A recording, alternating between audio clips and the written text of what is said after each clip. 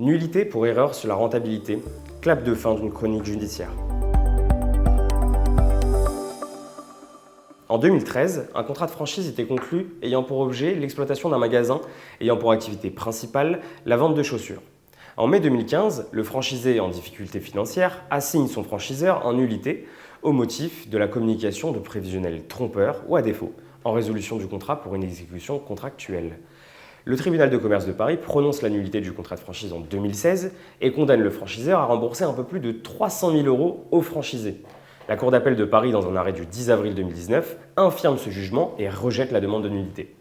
La Cour de cassation, dans un arrêt du 12 mai 2021 dernier, avait cassé l'arrêt d'appel au motif que les résultats du franchisé étaient inférieurs dans une proportion très importante aux résultats prévisionnels annoncés par le franchiseur et que la quasi-totalité des franchisés implantés dans des villes de tailles diverses avaient eu des résultats faiblement positifs, négatifs, voire lourdement négatifs, rendant les prévisionnels de nature à induire le franchisé en erreur sur la rentabilité du magasin concerné. Le présent arrêt intervient donc sur renvoi. La question ici était donc de savoir si la communication des prévisionnels avait entraîné une erreur excusable portant sur un élément essentiel du contrat, viciant de ce fait le consentement du franchisé à la conclusion du contrat. La Cour d'appel rappelle méthodiquement que la méconnaissance par un franchiseur de son obligation précontractuelle d'information n'entraîne la nullité du contrat de franchise que s'il est démontré que celle-ci est constitutive d'une erreur de nature à vicier le consentement du franchisé.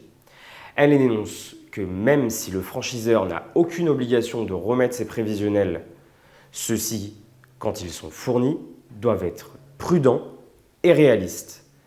Après avoir analysé les prévisionnels, elle en déduit que les chiffres des prévisionnels fournis par le franchiseur étaient nettement surévalués dans des proportions telles que le franchisé était dans l'impossibilité de réaliser le modèle économique défini par le franchiseur.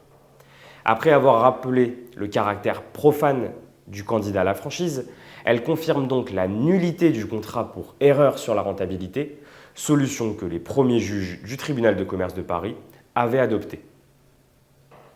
La Cour d'appel rappelle encore méthodiquement que la nullité emporte l'effacement rétroactif du contrat et les parties doivent être remises dans l'état dans lequel elles se seraient trouvées si le contrat n'avait pas été conclu.